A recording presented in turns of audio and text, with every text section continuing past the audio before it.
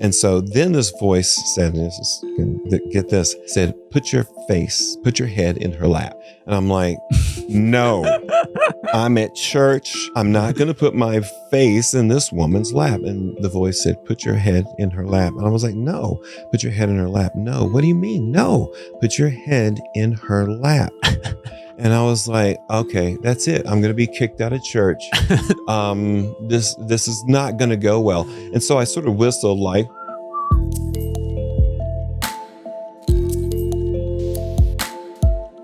welcome to Creepalachia. Today we are diving in to the world of mediums.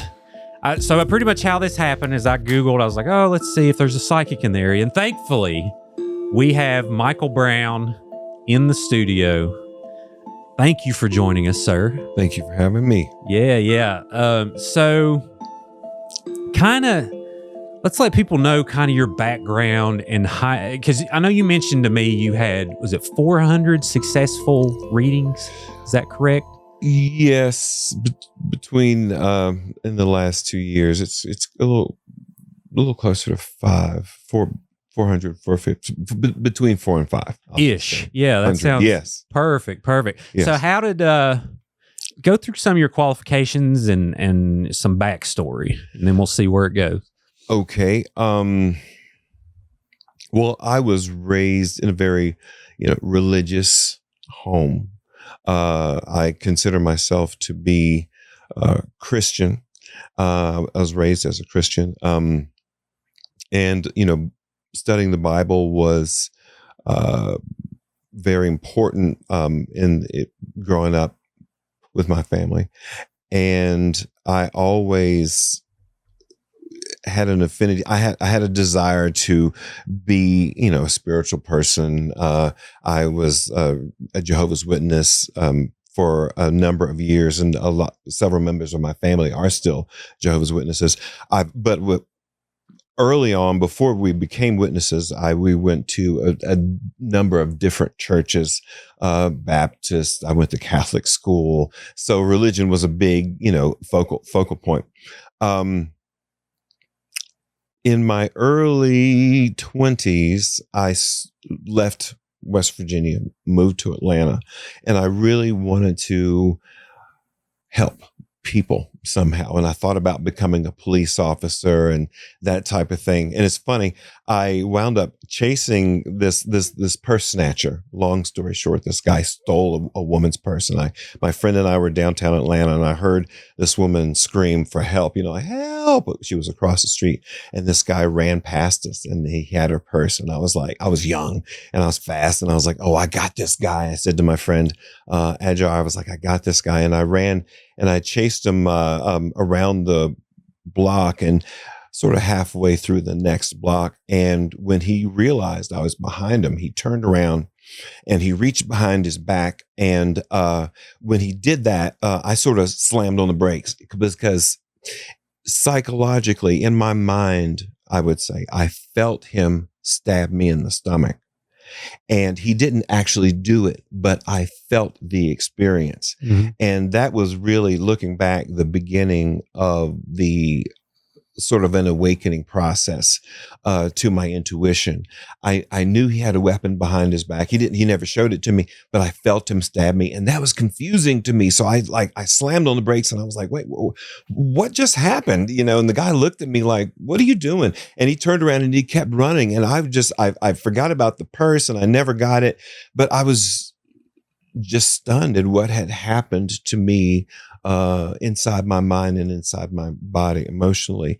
And really, it was my intuition was waking up or waking me up to its presence. And that was one of the first times I had a real strong intuitive hit like that. Another thing that happened was I was involved in an indirect lightning strike. It was broad daylight. Again, I was in Atlanta. I was washing my car, and my neighbor, we were collecting her mail, and there was a wooded lot between her house and ours, my house. And she called and said she was back from vacation, and we were supposed to meet halfway in the middle of that wooded lot. And my intuition, I was washing my car, so my intuition sort of screamed at me and said, turn off the water. And I was using a water hose that had a handle on it. So when I let go of the handle, the water stopped. And so this voice screamed at me and said, turn off the water. And I was like, what? I was like, well, who said that in my mind? And it screamed again, turn off the water. So I was like, okay. So I walked over to the faucet and I turned it off. And so it was a difference of about 15 seconds. And that gave my neighbor time to come all the way over to my side of the yard. So it was a sort of a knee wall where you stepped up 2 or 3 steps. So she was standing at the top of the knee wall. And I said, and I got the mail from my wife at the time, and I handed it to her. And we were talking for a second, and instantly there was a lightning bolt that touched down 10 feet behind us. And so when you're that close to lightning, it was pencil thin, and all you heard was like a zzz, and then the boom happened. It was like 1,000 shotguns all at the same time. And there's a reason I'm telling you this. This is great. Well, thank you. Yeah. It was crazy because I listened to that voice. I wasn't standing right there, and I didn't get struck directly, but being that close to lightning, it felt like it fried every religious belief that I had, everything that I felt spiritually. It felt like it got fried. That's the only way to explain it. And I wound up, we went inside the house, and I took my neighbor in, my wife at the time and I, we all were like shocked at what had happened. And so I was shaking, and I went to bed, and I shook for like 3 hours. I couldn't stop shaking, and it finally went away. But it was almost like the universe sort of reset me from a neutral position or a neutral place. At that time, I also I went through a divorce, and I wanted to learn how to be a better person. So I wound up going to Unity Church in Atlanta and becoming a member of Unity Church. I'm still a member of Unity, and it's a non-denominational organization. They focus more on spirituality than on religion and Bible verse. And I wound up taking a couple classes. I wound up sitting beside the executive director of Men Stopping Violence, a wonderful woman named Shelley Serdaley, and that church offered classes. So one of the classes that they offered was Reiki. I don't know if you're familiar with Reiki. So I saw you was certified in that, and Yes. I don't know anything, so I'm excited to learn. Yeah. So yeah, Reiki is 2 words, Ray and Ki. Ray meaning sun, Ki meaning energy. So basically, that word translates to life force, what we would understand as life force. Everybody that's alive has a life force. So this is a system that's inside of you, the human body. And you have the ability to align and strengthen and amplify your body's life force. If you ever see the pictures of, say, someone sitting with their legs crossed in sort of a meditative position, and they'll have 7 colored circles along the center from the top of the head to the groin area. These are chakras. These are your energy centers. And each one of these energy centers governs a different part of your life. Like in the groin area, the first energy center is red. That is your sense of stability and birthing projects and creation and feeling safe. And then right above that is your relationship with yourself. That next chakra right below your belly button is your relationship with yourself. The next chakra, which is just above your belly button, is your relationship with other people. And then there's the heart center, and then there's the throat. The heart is interestingly, is the mother energy, your heart's desire, that which you love. The throat is you, the child, the things that you speak into existence, the I am. That's the center of that. And then the third eye, the center of your forehead is the father energy, the wisdom part of you. And then above your head is your crown chakra. This is where the energy comes, let's just say it comes from the universe into you. And in the best case scenario, travels through the 7 major energy centers of your body. And then that clear, unrestricted experience goes out into the world. So, it sounds like, I used to meditate a lot, like every day. And it sounds like the techniques they would teach, you would go to certain points in your body. Like they didn't necessarily call it the same thing, but it was the same concept of focusing, and you would actually picture light. There'd be a little light picture going up and down. So it sounds like kind of it's along the same thought process, at least. Yes. You're using your imagination to, in a sense, affect your state of being. So the Reiki practitioner and the client, they work together. Hopefully you're with someone who's good at reading energy, and Reiki is done. You can place your hands over a person's body. It can be done with touch or without touch. And say I put my hands over the stomach area, and with me, I begin to get images in my mind as to the state of health or what's going on in that portion of your life. Say we're at the third chakra, your relationship with other people, and I'll have my hands above that area, and I'll get an image of the energy center being too big. See, they have to be a certain size, shape. It's a cone shaped energy where the tip, like an ice cream cone, the tip of the ice cream cone touches your spine. The outside of that cone should be about the open part, should be about the size of the palm of your hand. And it extends outside your body about 8 inches. So when you place your hand over that center, you begin to get sort of an indication about what's going on with that person. Say the energy center is really big, and that's an indication that you may be giving too much energy to other people. And then, so I ask a lot of questions, and I'll say, so are you, do you work? Yes. How's it going at work? I'll say, oh, they're driving me crazy. I'm doing more jobs than I'm supposed to. You can actually, pick up on what's happening with that person, simply by reading the energy through the palms of your hand. And, I've been practicing this, since 2001 when I went to Unity Church, and there are 3 levels of Reiki. Reiki 1 is where you sort of get started and you work with other people and you begin to get used to feeling things. And they suggest waiting a period of time. Then you go to Reiki level 2, which is where you continue to practice and you advance. And then there's Reiki level 3, which is the master level where you teach other people to do the same thing. What level are you? I'm a Reiki master. Yes, yeah, I have my certification. Heck yeah. Got it. Awesome. So how early on when you started learning this, did you kind of pick up like, wait a minute, this makes sense? Right. Really right away.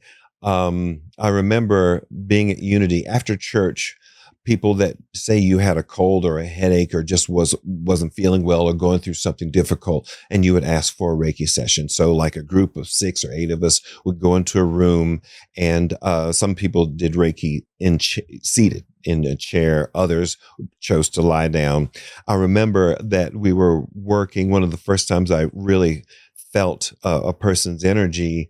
I was standing there with everyone else. I had no idea what was going on, and I saw their placing their hands above this person's body. So I decided to sort of put my hand further up in the air, like at head level, and sort of bring my hand down to see if I could feel anything. And then all of a sudden I hit a layer of energy, and it was mind blowing. It felt like a balloon. It was spongy. I could move my hand in and out of it. And I was like, wait a minute, I really do feel something here.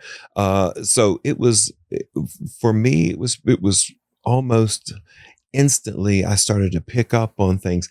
Your desire has a lot to do with your experience. I wanted to learn this. I wanted to help people. So, like the Bible says, ask and it shall be given. This is a very deep concept. It depends on how far you want to take it, how far you believe in it. And so I was given a sensitivity, pretty early on, and anybody can do it. It's funny. I tell my clients that there's nothing special about me. I'm just a guy from Beckley, West Virginia, who wanted to help others. So everybody has the same ability to do this. This is amazing because I feel like, so I grew up old regular Baptist. And if you don't know much about that, there wasn't a lot of people that I knew that would most likely make it to heaven by the time we got done with church. My parents were divorced and they were like, they'd have sermons that were against that, but my grandpa was a preacher and he's the best guy that I know. But it never really spoke to me. Right. And something like this really, because I feel like there are energies and perceptions that people are more like you, like that are more open, like to feeling energy. You know what I mean? Because science says that energy never dies. It has to go somewhere. So, I mean, this kind of stuff really intrigues me. So I didn't realize there were churches that implement techniques like this. Right. Yes. So is it kind of a part of the church doctrine, I guess you call it, or like how does it fit in with the church part? Does that make sense? Well, yes, it does. I wish I could speak for the Unity Church organization, but I can't. But I know that they offered a variety of classes. Classes on crystals, classes on Reiki, other forms of healing, soul-focused healing, that type of thing.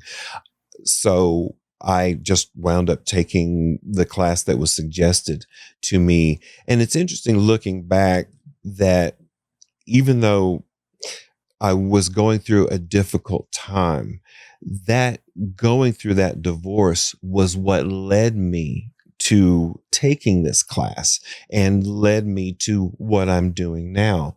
So a lot of times you think that what's happening to you is the worst thing or a horrible thing or something that you don't want. But the universe or spirit or God has a different plan in mind for you, and spirit will move you into a situation so that it can be more active in your life. Another thing I want to say, that it takes time practicing to see how spirit is going to interact with you.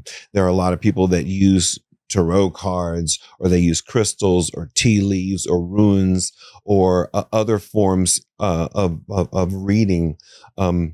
I just was a person who wanted to have contact with source energy, I'll say, as opposed to saying God. I wanted to have contact with source energy without using any tools of any kind. In my mind, I thought, if God isn't telling me the information directly and then I'm confirming it with the person in front of me, then I don't want to do it. I didn't want to use anything. I wanted to have direct contact and then confirmation. It's impossible to make up readings with someone. You can't make up details. The details have to be given to you, and then that person confirms it. Let me think of an example. Say I get in my mind, you and I are in a reading, doing a reading session, and in my mind I see a musical instrument all of a sudden, and I ask you, hey, did you ever play the tuba? And you say, well, yeah, I did play the tuba. That's an example of how it comes to me. The source will give me an image. Sometimes it's images. Sometimes it's words. Sometimes it's complete sentences. Sometimes it's words with no sound. It's different, but I can't, say I say to you, hey, did you play the tuba? And you say, no, I hate musical instruments. I can't, so you can't make it up. It either comes to you, and it's factual, or it's not. And, so that's when you started, like, going back to when you were going to chase that person down. Yeah. Early on, did those images or words that would come to you, were they blurred, and then eventually you had to learn how to kind of make it come into focus? Or is it literally someone sitting there, with a whiteboard drawing a picture saying, all right, here you go? Well, I was also, when I went to Unity Church, I had a lot of religious training before that. And after that lightning strike, I sort of wanted to, because I used to not believe in this type of thing. Traditional religion would say, oh, this is demonic, or this is evil. This is not from God. This is not from, a good source, and to stay away from this type of thing. And a lot of people still believe that. At the time, I believed it. So I started reading, listening to audio tapes. Deepak Chopra, Wayne Dyer, Louise L. Hay, Carolyn Mace, Abraham. If you've ever heard of Esther Hicks, who channels Abraham, if you've heard of The Law of Attraction, The Secret, the movie The Secret, The Law of Attraction, and that type of thing. I studied Abraham every day for listen to Esther Hicks channel Abraham for a couple of years. And so I was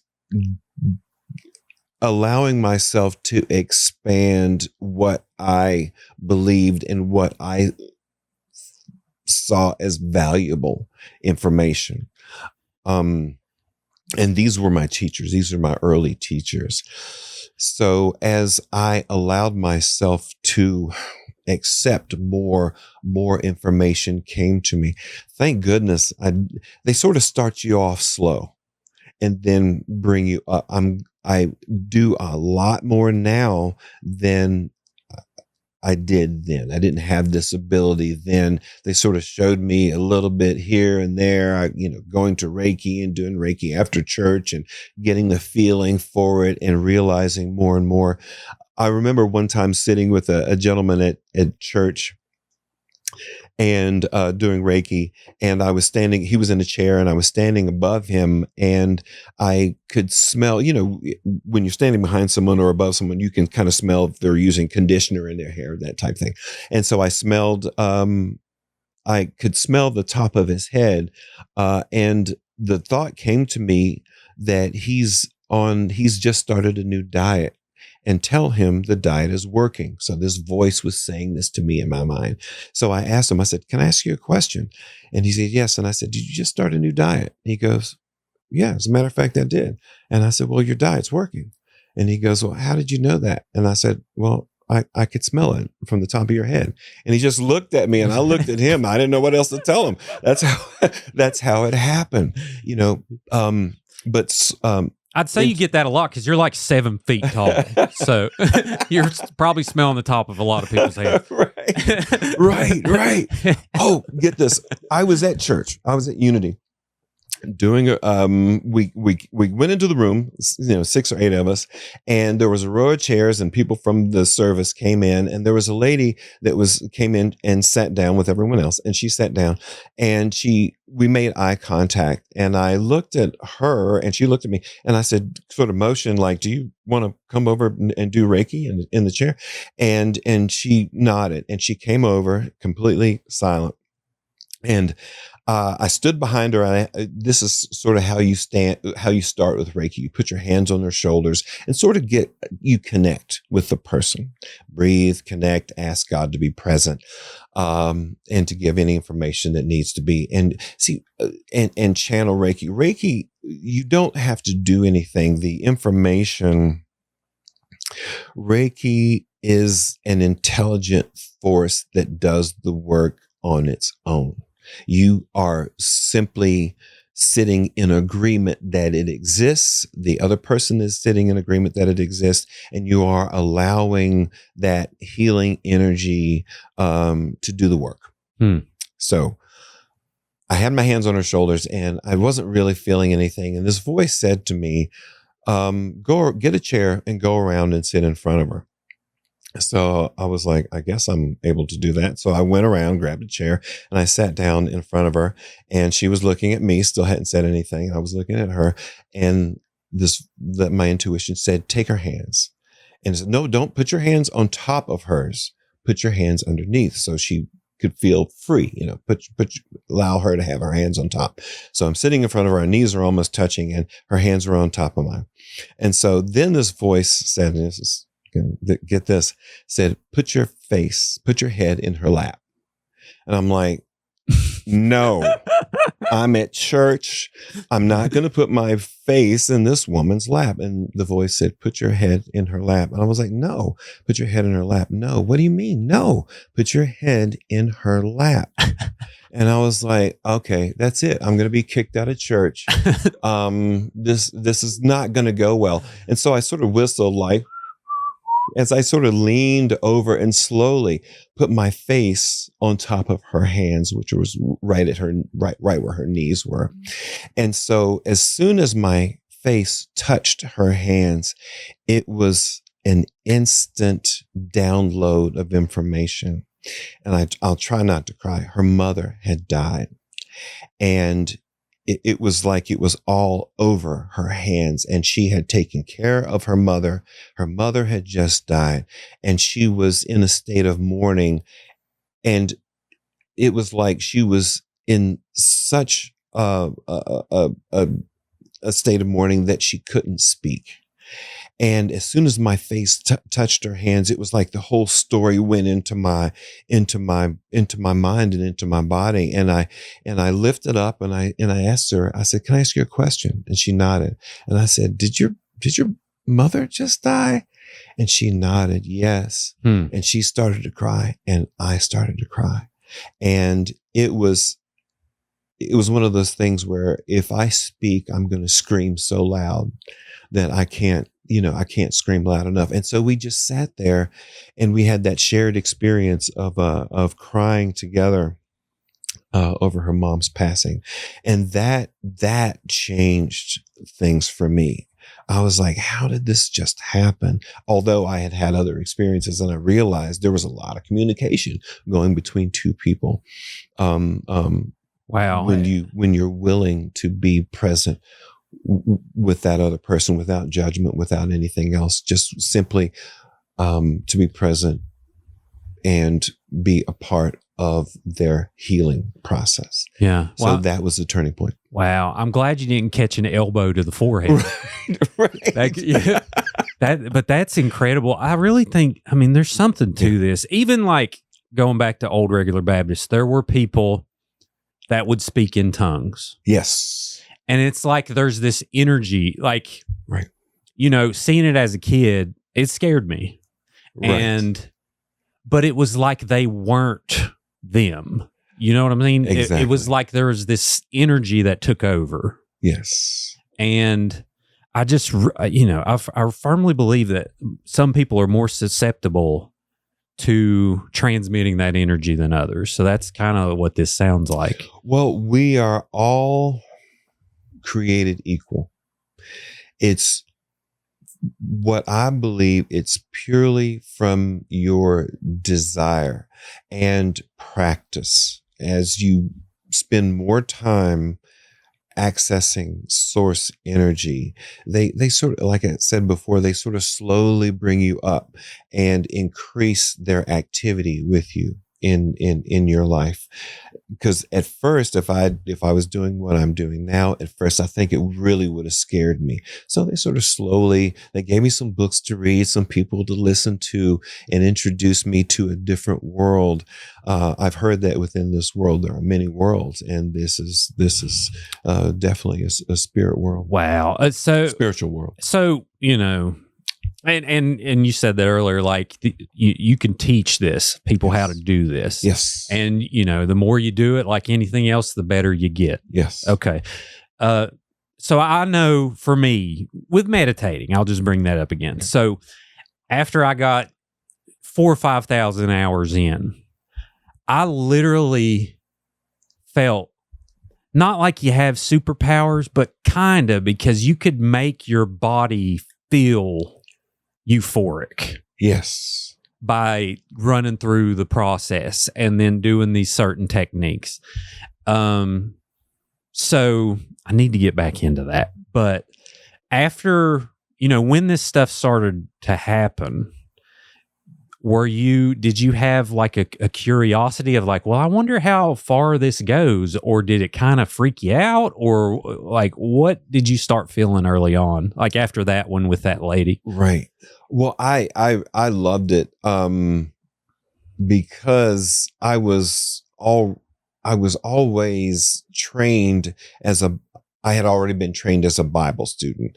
I had a huge desire to develop whatever spirituality I could. After the lightning strike, then, you know, studying Deepak Chopra and Abraham and those, I was just super interested in it. It made sense to me. I realized they say we are human beings, but we're not human beings. We are spirit beings. You're the one called JD. I'm the one called Michael, but you are a spirit being in a human body.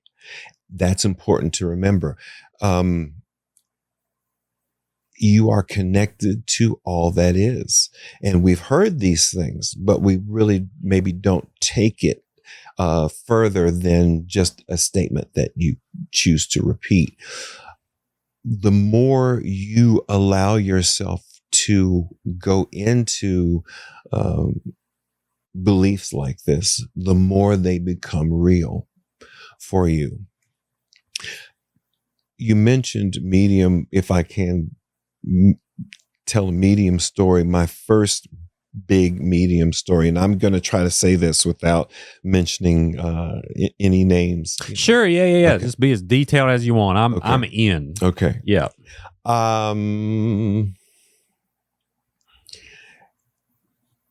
I was. Let me think of how to go into this. Take your time. Before I married my first wife, I was visiting a family, let's just say, and this family has photographs, and I'd known them for a long time, and I knew they had pictures of family members on the wall.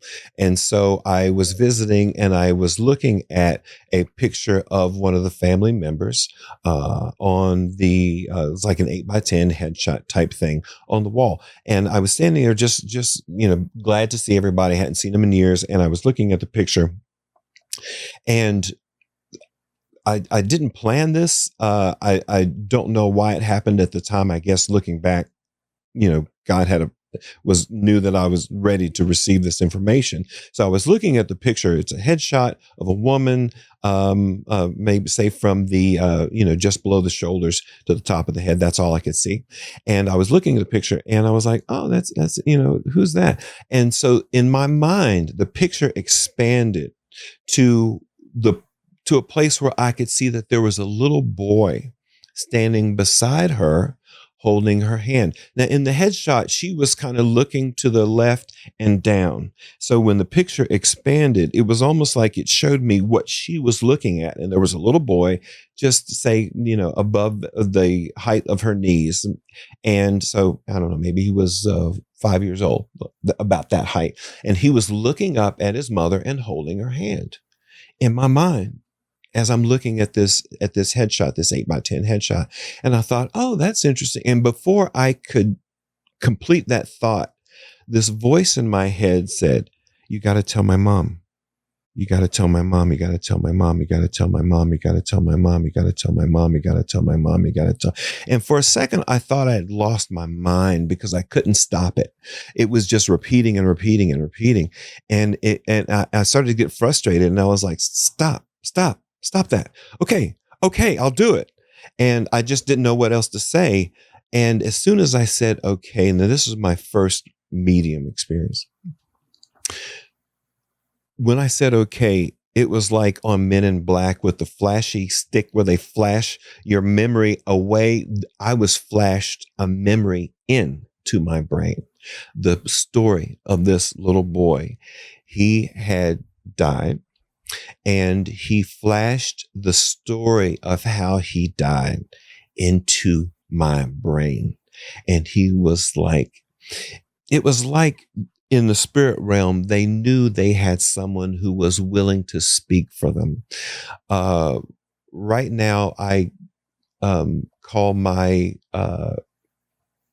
Facebook page, I Am Psychic Michael. But at one time, I wanted to call myself Speaker for the Dead, because I realized that there is a spirit world that needs people that are willing to speak for them and offer explanation or closure. Or, from this experience, I realized that here's this person that didn't have a chance to explain to his mother how he had died. And so he flashed the entire story into my mind, what had happened to him, how he died, and that his mom suffers every day. And that's a key thing that I want to point out about being a medium in that world. The number one reason that I have found that they come forward is when they see you suffering. That's the number one reason. The next reason is closure. They want to explain what happened to them. Mm-hmm. And the third most prevalent reason is family reunion. They want to come back and they want to talk to you about, you remember when we did this, remember when we did that, and it's just a happy family reunion. So he said to me, I see my mom suffering every day, and I just want to go and play with my friends. He was there in spirit world with a gentleman who seemed to be like his uncle or a grandfather. And I learned later on, there seems to be a period of time where after a person dies, it's almost like they go to boarding school, and they learn how to go from being human to being in the spirit realm. And it's like, it gives the feeling of like boarding school. So he was like, I can't leave because I see my mom suffering every day, and you have to tell her how I die. And so I took notes on everything that came through my mind, and I won't go into all the details. Oh, okay. So I decided, and I knew the person that I needed to talk to. So I said, I kept trying to feel, when was it time to talk to this person? It wound up being a year and a half later, and I felt it was time. So I contacted that person, and I said to her, your son came to me and he wanted you to know how he passed away. And I explained the circumstances of his death. And she said to me, Michael, I really appreciate you doing this. She said, I went to 3 other psychics. I always knew that I wasn't being told the truth. And I went to 3 other psychics, and none of them ever even mentioned that I had children.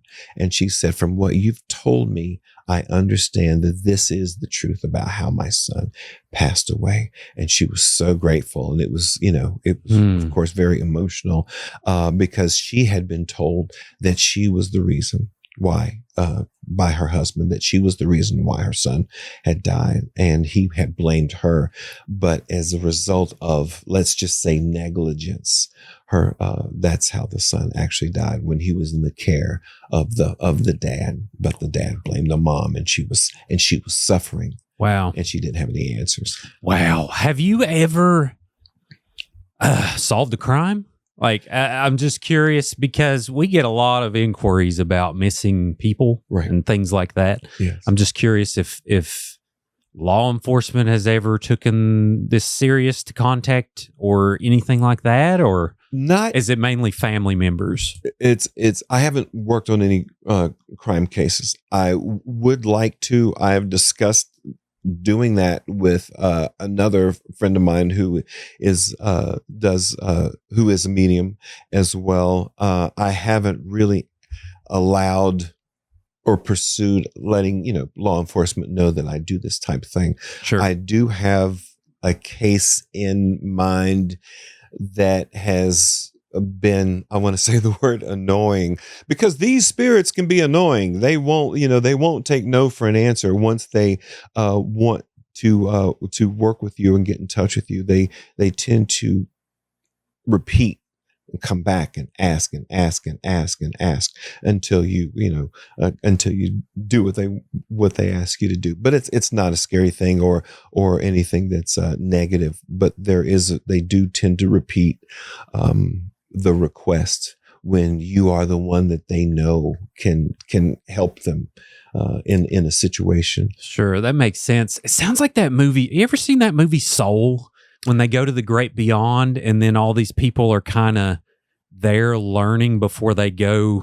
Wow, no, I haven't. Okay, well, it's like a Pixar movie, but man, it is way dark for kids, but it is an excellent movie on introducing them to death. Right. Because obviously it's scary. Yes. But man, it's the most beautiful movie. But that kind of sounded like The Great Beyond, what you were Yes. talking about. So I highly suggest anyone that hasn't watched that. Right. Has there ever been?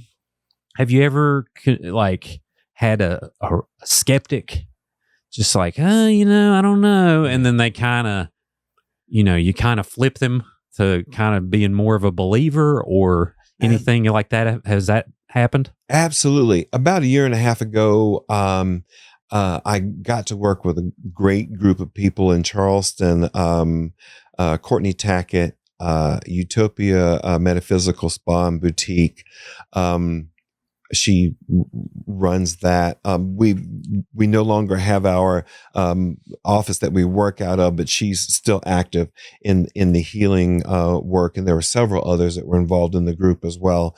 And we were having a psychic Saturday, and this lady came in, and she came through the door, and I was standing near the front door there near the counter, and she wanted a reading. And in my mind, I would have called her a crazy homeless lady. That's what she looked like to me. I'm not trying to offend anybody, but that's what she looked like. And Sure. I thought, oh, wow, Mike, this is a reminder. You might have to deal with some pretty crazy people. And it kind of scared me a little bit because she, her behavior was different. Her eyes looked different. Her movement was jerky. And I thought, this is not going to go well. But of course I said yes. And so we go into the room, and she lies down on the table, and she's very kind of stiff, and she's lying flat on her back. She's looking up at the ceiling, and she jerks her head over and looks at me. She goes, "Read me." And then she jerked her head back straight up to the ceiling. And I was like, okay, God, you got to help me here. Sounds like The Exorcist. Right. I didn't know what was going to happen. And so I closed my eyes, and instantly the image of a man, like say in his 60s, came to mind. And there was a vehicle, a specific vehicle. I'll say a Mustang. Let's just say, I'm going to change the story a little bit. Sure, yeah, go ahead. So there was a Mustang, and he was standing on the passenger side outside the vehicle. He was standing there with this Mustang behind him. And I said to her, I see an older gentleman standing beside a Mustang. And she jerked her head and looked at me, and she goes, "That's my father. He loved that vehicle." And then, and I said, "Oh, okay, good. We're getting somewhere." So I, had my eyes closed, and I do a lot of my readings with my eyes closed. It helps block out The noise. stimulus. Yes. And Sure. so you go to 80% alpha level when you close your eyes. That's why you meditate with your eyes closed. So you're going to an energy level where the information is more condensed, right? Mhm. And so, when I closed my eyes the second time, he was standing behind a tree. You know how a child will stand behind a pole? A small child might stand behind something and not realize that you can still see them. But to them, you can't see them because they don't understand how things work. So he was standing behind this tree. There was the Mustang there, that he was there. And then there was all of a sudden this little tree that he was standing behind. And he gave me the feeling that he was ashamed. And it's hard to talk about this sometimes because the emotion comes back. These spirits, they give you the emotion that they want you to understand so you can convey the message. And he was ashamed of himself. And as I looked at him in my mind, the feeling of shame got more intense. And then the feeling of, uh-oh, he's done something really bad. And he had molested his daughter. And she was in her, I would say, 50s. And she was carrying this with her, right? And he had, of course, he had passed away. But he gave me the feeling of shame, and then he gave me the feeling of he had been inappropriate, let's just say, with his daughter. And I said, he's hiding, and he's ashamed, and he wants to apologize to you for what he did. And I didn't know at the time exactly what it was. I just had the feeling. And she confirmed that he had been he had molested her, over a period of time. Wow. You know what would be awesome is if you could go in there and karate kick him in the face. Just kick him. Yeah. Payback. Goodness gracious. Yeah. And so how did she react? She was blown away. I was blown away. And so when you do a reading, when you there's a show called The Hot Ones where they eat hot chicken wings. I love that show. That guy, I don't even know his name. He's a great host, but he calls his chair the hot seat. Yep. And so I stole it from him, and I call my chair the hot seat. When you sit down in the hot seat, when source energy directs you to go to a reading, you sit in the chair, and really what you are doing is they start you from the place where you need to begin, or the place where you are being held back the most. This is what we need to deal with first. Mm-hmm. So this woman had this experience inside of her that I won't say that she wasn't dealing with, but it was still in her, and it was making her crazy. Mm-hmm. And from that conversation, we went into what he had done and how long it went on, and that how it had affected her life and how it affected her home. And I could see the home that she lived in, and I could see that there was a lot of clutter. I could see that she had a garden, that she was a gardener and she loved doing it, but her life had sort of been stopped by this experience, and it was just going on and on. And so through this contact where her father begged her forgiveness. See, when we're human, we have human faults and frailties, and we have addiction, we have personality conflicts, we have, we're human. We have trouble, we have problems. Bills. Bills, right, temper tantrum. But when you go into spirit realm, it's like returning to a state of perfection. People misunderstand. They think you're communicating with the dead. You are not communicating with the dead. You are communicating with that piece of light, that piece of source energy, that little piece of light from the big ball of light that came into you when you were born. And when you die, the body dies and that light returns to source. Like you said, energy is never lost. It only changes form. So you are accessing that little piece of light that animated that person when they were alive. You're contacting the spirit of that person that was in their human body when they were alive as humans. So you return to source energy, or you return to a state of perfection. Now, while he was alive, obviously he did, very bad things, but when he was, but in this conversation with him as source, he's admitting what he did and he apologizes. He wanted to come back because she was suffering. Her whole life was a mess. Right? Mm-hmm. So he apologized. He acknowledged what he had done. It was affecting her personal relationships, her how she kept her home, how she kept her hair, her body, her life, and everything. It was really shut down and in trouble. So after this hour-long session, the woman that I would have considered to be homeless and crazy, sorry, don't mean to offend anybody. We all know what you're talking about. Yes. Yeah. I nicknamed her my favorite, and we're in touch today. It just changed her life. She's a wonderful person. She's traveling. She's in relationships. She's happy. She's free. But before she wouldn't leave her home and that type of thing. But this session really just opened her life up for her. And she's magnificent. Man. She's doing really well. It's like your computer, and then you put in new external hard drives and read the hard drive, and then you switch them out. Is there still a thing as defragmenting? Back in the day, you could hit a key and you could defragment. In other words, organize your computer where things are being put together and stored and sure, that sort of thing. I think that was the term, but it's like that. You are reorganizing the energy in your life so that you're not wasting, you're not living in the past.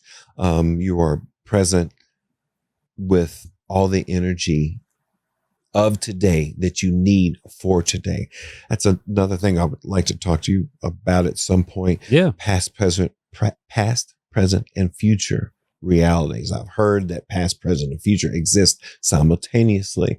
And it took me a long time to kind of realize what that means and how that works.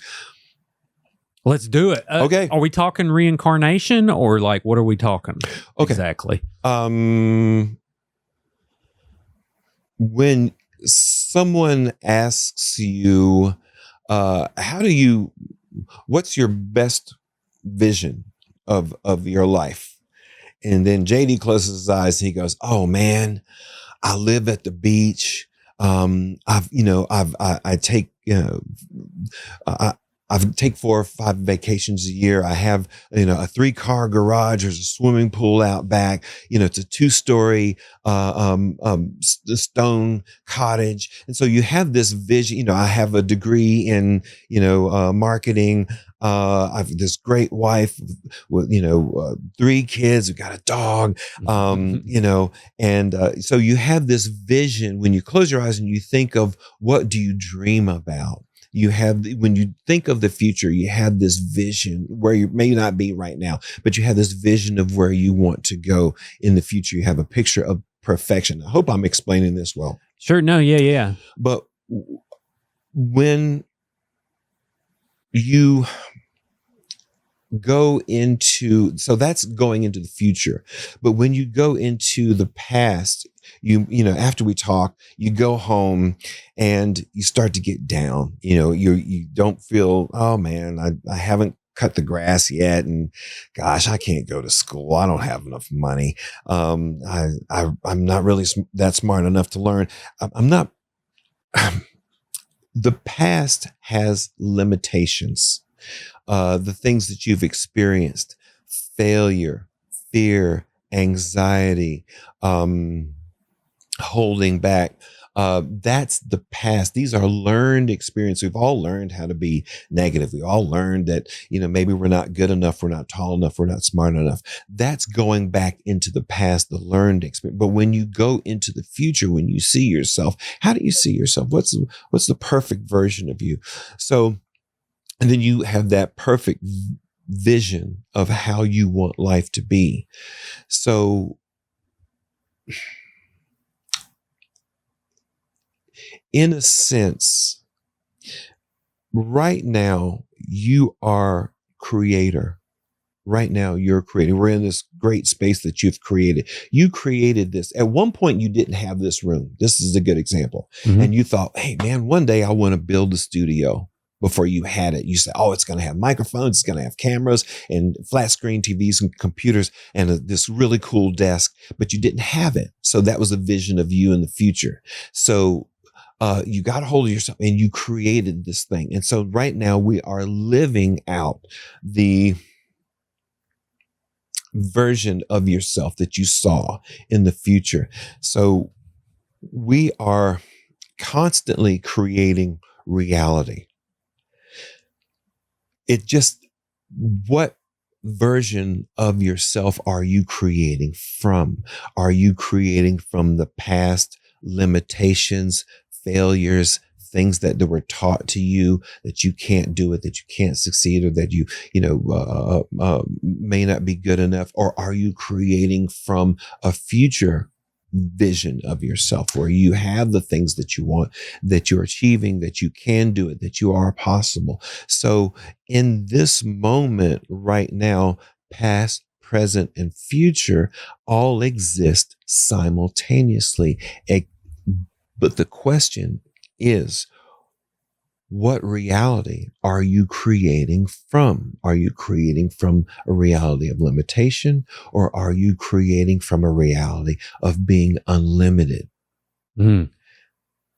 I love this. So I have answers. Yes. I have an obsessive personality, and I consistently do these things feeling like an underdog. And I think it boils down to, we can do therapy. I think it boils down to having a father who I never felt appreciated me. Okay.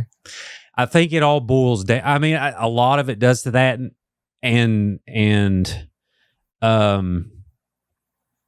it's a place of pain, but I try to consistently do these creative things to just put stuff out in the world and say, hey, look, right, I can do stuff. Yes. I can do certain things. Yes. And I never, I'm happier now than I've ever been, and I know that, but I can never be satisfied with where I'm at. I'm always trying to climb. Right. To this next thing. Right. And I feel like I'll always feel this way until my body stops working. Right. So I guess my only hope is I can figure out how to enter the twilight of my life and be satisfied with not being able to do what I've done my entire life. Does that make sense? Yes. Because eventually I'm not going to be able to do the things I do now. Filming and stuff takes a lot of energy. I figure about 10 more years, and then it's kind of going to be like, all right, well, we got to phase this part of my life out. But yeah, so that makes total sense. What sign are you, Mass? What's Virgo? Virgo. Okay. Yeah. I'm a Virgo. I do not, like Waterboy says, I do not like confrontations. And I think Creepalachia is born out of, there's a lot of instances where we kind of take up for people who may not have a voice or a platform to do so. And a lot of my life, I couldn't do that for myself.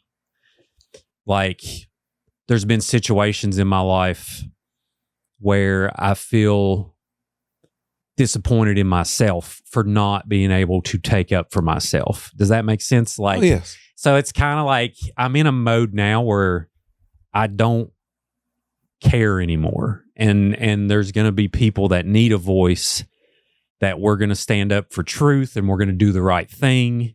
And it's kind of taking the gloves off type thing. So there's several things going on with my life, but the past, present, and future thing, I feel all of those things at once. It makes sense. I'm trying to work on all of that at once, if that makes sense. I struggled with the concept of being creator for a long time. You know, when you study traditional religion, let's just say that, you know, God is the creator and we're just human beings. We're part of his creation. But there are other new thought churches or new thought concepts where we are creator. And so I struggled with that for a long time. I finally realized, I was sitting in my living room and I looked around and I was like, everything in this room I created, you know, whether it's junky or straight, or, you know, I'm looking at my, you know, Nerf guns that I play with my son, or my vendor off painting on the wall. I was like, I put that painting there. I put that statue there. I put this lamp. The floor, you know, the floor needs to be vacuumed or it doesn't. I'm the one who vacuumed it or didn't vacuum it. So I realized that everything in my reality, I created. So I hope to make that concept. It's accountability too, it sounds like. It's like, I can be accountable for bad things, but I can also be accountable for good things. Yes. You know? Yes. And that's kind of like, you know, in here, it's kind of like Willy Wonka's chocolate factory. Like, it's everything that I love.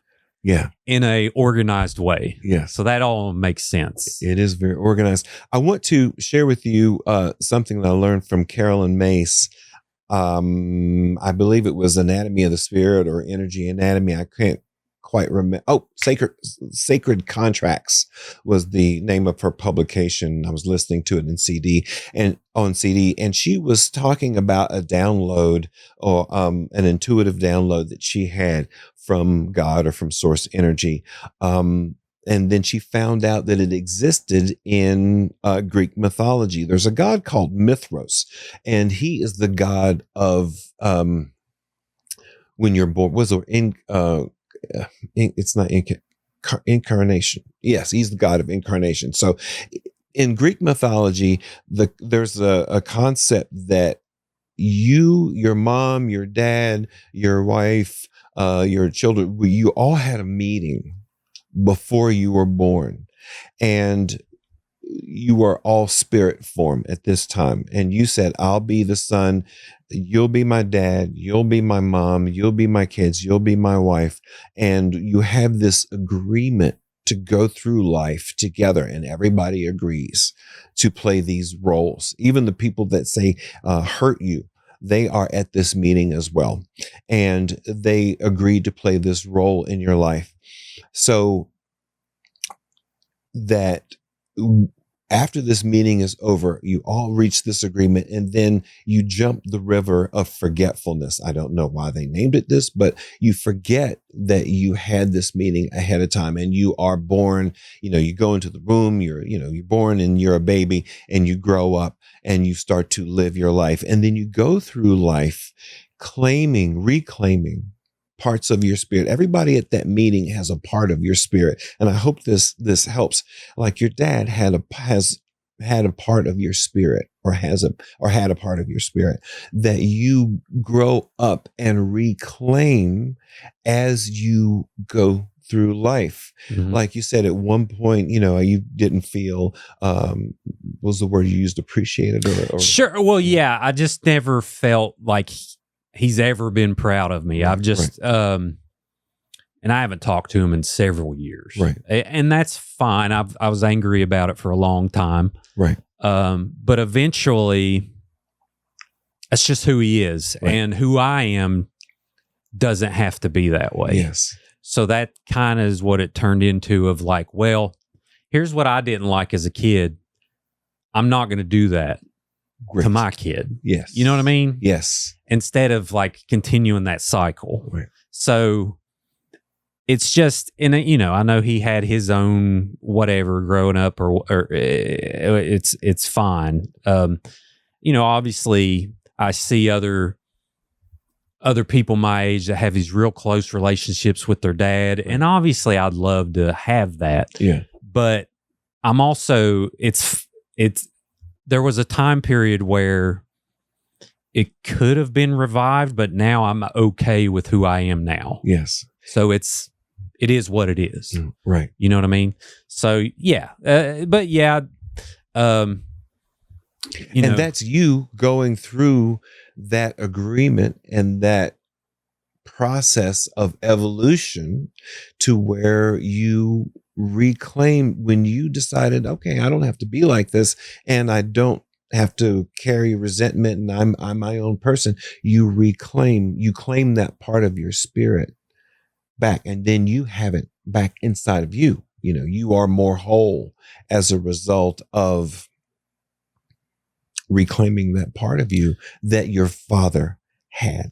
That makes sense. And I still feel like the bad parts of me, I can recognize where my dad is in me. Yes. I can also recognize the good parts of him that are in me. Like the organization part is from him. The artistic side is from my mom's side, 100%. Like little stuff like that. But also, I have to check my ego every now and then. I know that's from him. My temper sometimes. I'm like, oh, okay. Like I'm wired a certain way from him. Right. And that's okay. It's just, I feel like as long as you can recognize these things and, take the right path, I think that's a good thing, not to be in denial. You know what I mean? Yes. We are a composite of our primary caregivers. That's just how it works. Yeah. Whew, man. Yeah. I love it. All right. So, are there any stories that you can think of that, have you ever got anything wrong? Or have you ever been like, oh, well, I kind of said this, but it was really that, or misinterpreted wrong or anything of that nature? I've had a few instances where I couldn't get a reading from a person. Wasn't picking up on anything. But it's funny with these readings, I always pray to God, is like, okay, come on, God. Give me something to work with, man. Don't embarrass me like you did last time. All these symbols and these images. I don't even know what you're whispering. You're in my ear whispering. Would you please just, give me something to work with? And I say that as a joke, but I mean it. But there's always a starting point. And even when I encounter someone where I'm not getting a reading, that is the starting point. The willingness to sit and, let's just say, improve, or the willingness to sit and have communion with God, or have this time with Source on a deeper level, it's always answered. And the end of not getting information is where we start. And then you start a conversation. I have conversations. I ask a lot of questions with people that I do readings for, because I got to know that if what I'm seeing is this accurate? Does this make sense? So I ask a lot of questions. So not getting information isn't a negative thing. It's where you start with some people. Have I been wrong? Of course I have.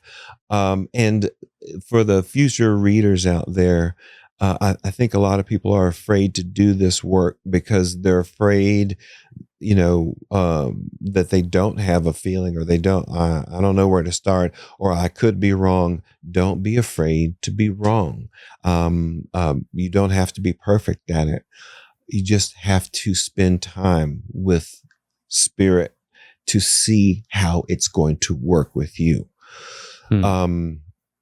That's the most important thing. So I want to encourage people not to be afraid to be wrong, and just sort of put that in there. I might be wrong. Okay.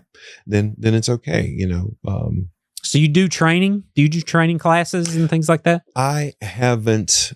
I hope to do that in the near future. offer seminars on how to get started with doing this work, because I really believe that uh, in the spirit realm, they want people to speak for them. This is so rewarding. And another thing I want to bring up is that to have rules from the beginning. A rule that I have: I only say what source tells me to say. I don't add to it. I don't take away from it. Like the woman putting my face in her hands in her lap. That's what source told me to do. I did it. Thank goodness it worked out okay. Yeah. But I do what they tell me. You know, the little boy who had died and wanted to communicate with his mother. That was the first time I wrote down what he told me to say, and I said it. And I said, "Does this make any sense?" And she was like, "Yes, it does." And so when you aren't afraid of making a mistake or being wrong, you're doing what you're told to from your intuition. Your intuition is connected. Your spirit is connected to all that is. You're directly connected to God. You're directly connected to the cosmos and to the universe. You just have to believe in that connection and allow it. Abraham, speaking of the law of attraction, there are 3 other laws that go with the law of attraction: the law of deliberate creation, the law of segment intending, and the law of allowing. The law of attraction is that which is likened to itself is drawn. So, good people attract good people, bad people attract bad people. Yep. Segment intending is like, this is a segment of my life. And so you can say to yourself, what do I want from this segment? Well, during your podcast, I want to offer as much helpful information as I can to the people listening. I want to help motivate them to get involved with energy work, Reiki, being a spirit medium. I want to sort of get rid of the fears that some people may have and explain myself in an understandable, comprehensible way so that this helps others. Again, my desire to help others.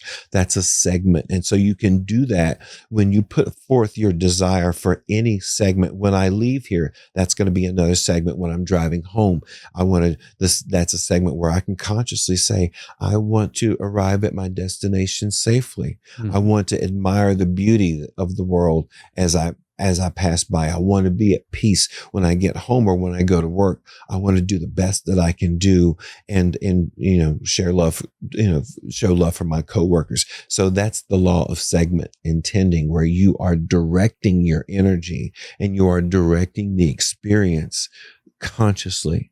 Right?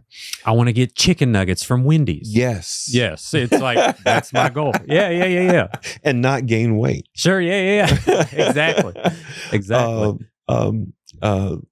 Segments, the law of deliberate creation. So when you are purposefully directing your day, you are creating deliberately, as opposed to creating by default. Most people, we've all met those guys. Hey man, what's up? Oh man, same old. They're creating by default. They're like a sheet in the wind. Whatever happens, happens. They're not creating deliberately, and we have the ability to create deliberately. And Abraham says that all human beings are on planet Earth. By the way, Esther Hicks has channeled Abraham for 40 years, I think, may give or take a couple of years. So that's a heck of a lot of recordings of being a channel. And these group, and I want to explain too that the Abraham are a group of entities that have come forward in order to help humanity understand how planet Earth works. Okay, so it's like a council. Yes. Oh, they wow. call themselves Abraham because Abraham was a teacher in the Bible. That's why they chose the name Abraham. Wow. And it's funny, if you listen to her, she speaks with no interruption. And I've listened to hours and hours. When we talk, we interrupt, we stop, we think. She doesn't. And when she talks as Esther, she's different. She's just a human, lady. So a law of allowing, real quick. The law of allowing is, and they say this is the law that human beings are the most important law that we're here to learn. I allow myself to be, and I allow all others to be. Wouldn't that fix every single problem we have? Man, you think it's so simple, It is. But then you add in the problems of the world. And like you mentioned, negativity attracting negativity. I think that's why so many people I know get in this hole of nothing going right. Right. You know what I mean? And I know for me in my life, when I built my business, that's not affiliated to this, but we come up with core values. And ever since we did that, we attract clientele with those similar values. Right. I mean, it's really weird, to be honest. Yeah. Now, granted, we do great work, but we seem to, without having to sell ourselves, attract the like-minded, similar people. Exactly. Yeah. That's a great example. Yeah. And I think I just know so many people that get in this negative mindset of like not being able to look at the positivity that they can build off of, but instead just making awful decision, just going into this darkness. Right. And it's even harder to climb out. You know what I mean? So it really resonates. You was talking about Abraham. Have you heard about, so there's this thing called the Hill for nonverbal autistic adults and children. And it's called the Hill, and they're able to go to this place. And I know people that have autistic children. Tom, the Reiser family, if y'all are listening and you want to hear an amazing episode. So they come on here and we talk about this thing called the telepathy tapes. Okay. And the Hill is basically where all this frequency that all of these nonverbal autistic people are going to talk. And it sounds so much like this council, I think there's so many parallels in this world that right. We kind of just like you mentioned in The Secret. Like The Secret is something that I feel like has been repackaged several times, and they're all good in some way. Now, granted, the guy who created The Secret ended up, killing some people in a sweat lodge and, doing this whole thing that isn't affiliated with the original principles. Right. You know what I mean? Right. So I just think people can take so much from things like that. Right. I think Esther Hicks, she said this, that the secret is not actually in the movie The Secret, but it is based on the teachings of Abraham. Yes. Yeah. So that's so fun. Yeah. So I want to ask you something else. I have a friend, and they're probably listening, but they're thinking about coming on the show and talking about. There's a lot of similarities here with. They're very religious and they're open to things like this. And they reached out to me after an episode we did where there was a guy who had to have a prayer team come in his home and literally remove demonic, like, I'll use this chapstick as an example. It wouldn't be chapstick, but like there was a statue in their house that they had this powerful demonic force feeling, and they would take all these things and they would burn them. Right. Have you ever ran into anything like, can you get these feelings from, like objects, or is it strictly like your practice? Is it strictly with the human experience? Yes, I get feelings from certain things, and it doesn't have to be everything in my home feels good. I've gotten rid of anything that doesn't feel good. It's important to pay attention to how you feel. Your feelings are an indication of what's going on. If something's in your home that doesn't feel good to you, every time you look at it, you feel a little annoyed, or you stare at it, or it's like, oh, I don't really like that thing. Let it go. Get rid of it. But yes, I was actually called to do what I'll call a house clearing. I hope I can say this in a funny way. My dear friend who passed away recently, David Worley, haunted Beckley. Did you know those guys here I don't think that so. do the haunted tours and ghost tours? Oh wow, okay. Yeah, he passed away just a few months ago. A wonderful guy. We went to high school together. He got a call from several homes in this one particular neighborhood in Beckley. Frankly, I won't say which one it is.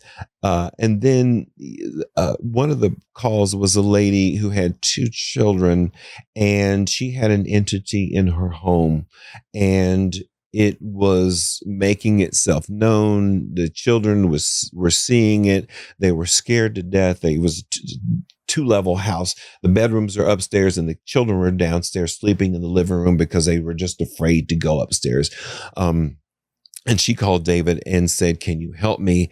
And he called me, and he was like, "Mike, the last time I dealt with this, I didn't like it. It scared me. He goes, "I want you to go." I'm like, "Dave, why are you calling me, man? No, I don't want to go to anyone's home that has a demon in it. No, Dave, why? Don't call me for this."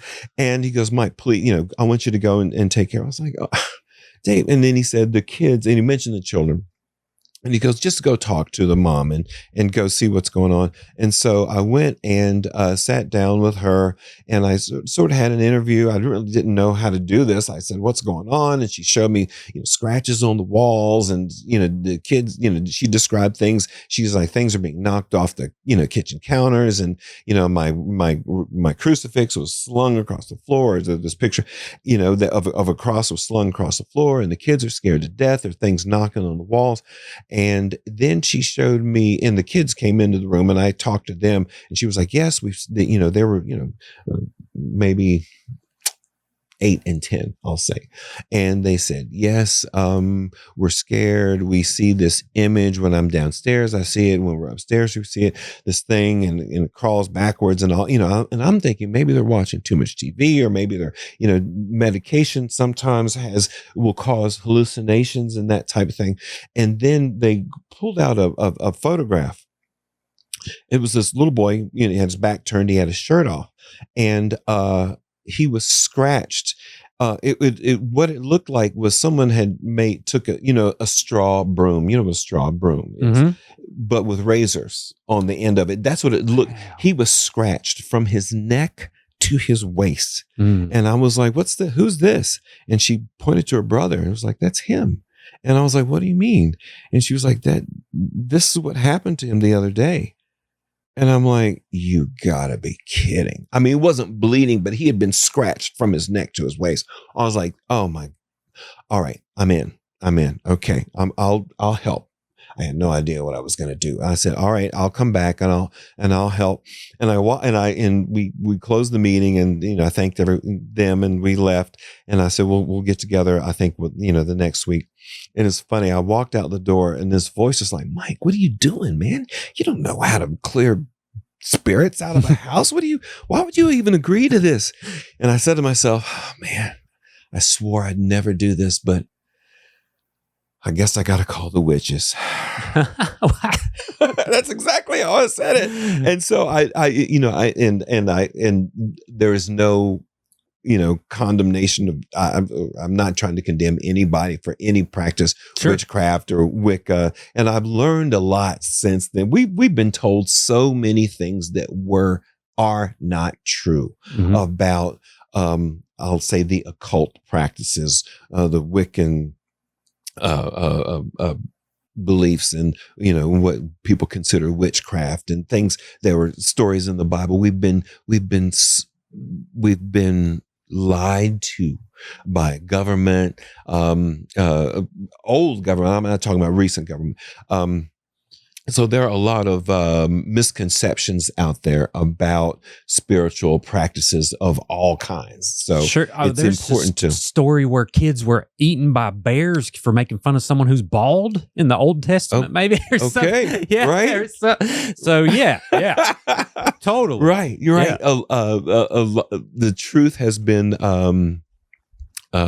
watered down and changed and manipulated. Yep. The Bible has been, things have been taken out and that sort of thing. I can't get into the whole history of the King James Bible, but anyway. Sure. So I called my friends. I know one person that this one person popped into my mind to call, and I know that he practices is of the Wiccan faith. Mm-hmm. And I said, hey man, look, whatever this thing is in this house is hurting the kids, and we gotta help.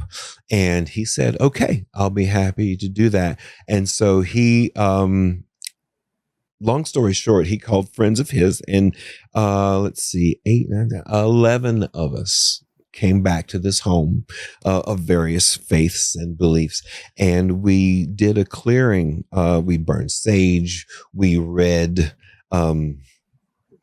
not scripture, but we read out of his sacred texts. I'll just put it that way. We did a ghost hunt. Oh my goodness. And we were successful in clearing this spirit out of the home. After we did the reading, after we did the clearing, lasted for 3 or 4 hours. Like I said, there were 11 of us, and it was successful. But get this. Oh my gosh. We were upstairs during this reading. There are people all over the house, and some's doing the ghost hunt, and I was with the ghost hunt group. I was there with David, and there were 5 of us it's a walk-in closet with a door at the back of the closet that had it was like a door about the height of your waist or a little bit. And so if you went through that door, there was another little walk-in closet behind it. But you'd have to stoop down and kind of crawl it. But anyway, we were in this closet that was big enough to hold, let's say, 8 to 10 of us, right?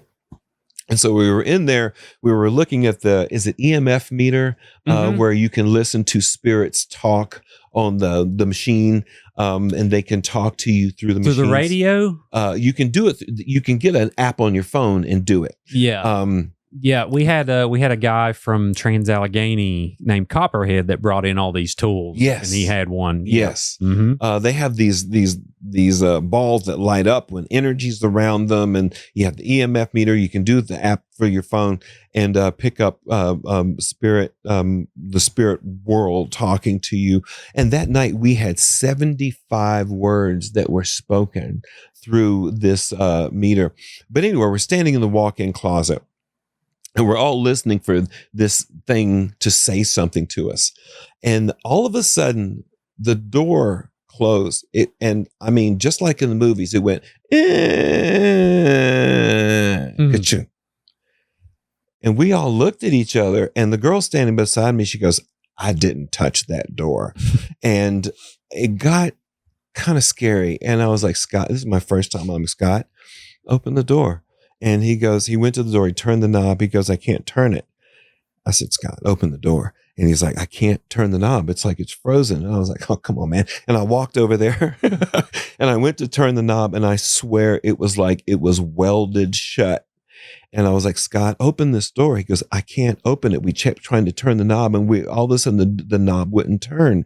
And so I went back into my old carjacking days. I'm just kidding. You kick that thing down. Oh, man, I got a credit card out of my wallet, and I went to that lock, and I was like, black people die first in these scenarios. You see the movies, black people always die first. I am out of here. And I got my credit card, and I jammed it into the door strike, and I got the strike to move back, and I popped the door open, and we all walked out of there. And I was like, what the hell just happened?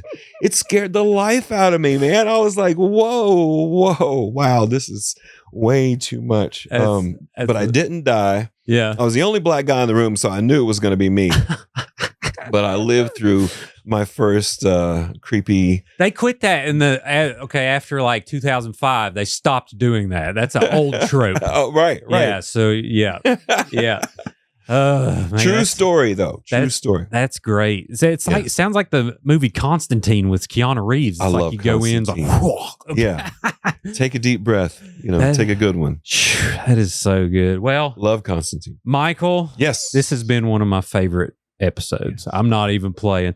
So, what can people?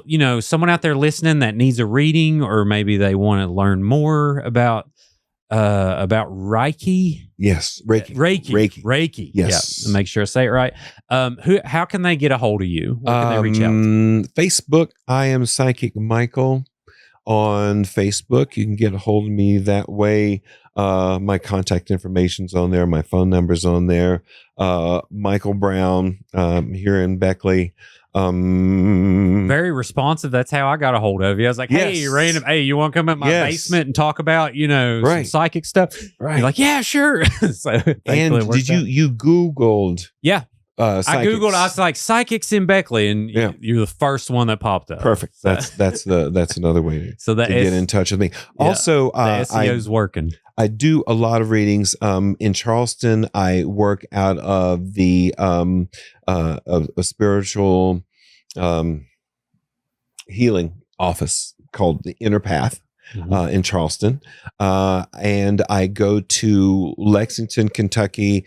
I do the Central Kentucky Mystical Market once a month. That's a weekend of healers, crystals, vegan cupcakes, that type thing. There's awesome. Usually 40 vendors in a room. I work with those guys. They're absolutely wonderful. There are several, if you even don't want to, do a reading with me, there are other people that I can highly recommend that work, that do readings there with cards, tarot cards, and that type of thing. Great readers are there.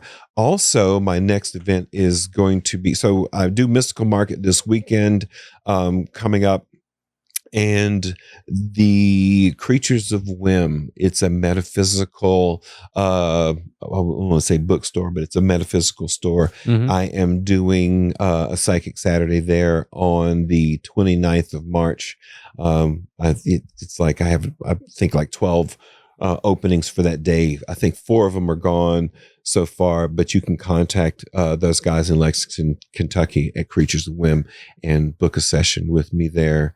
And I'd love to sit with you and shoot, yeah, man. See what we can get into. This is fascinating. Thank you so much for joining us, and everyone else out there. Be sure to like this video. I'm going to put I Am Psychic Michael's Facebook and information in the comment section on YouTube.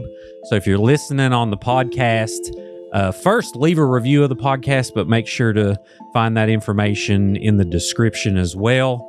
Thank you all. Please like this video. Subscribe to Creepalachia if you haven't already. Like I mentioned, if you're listening to the audio version on Apple or Spotify, leave a review. And we are on Facebook and TikTok as well. Thank you all for listening. And always remember, above all else, long live Appalachia.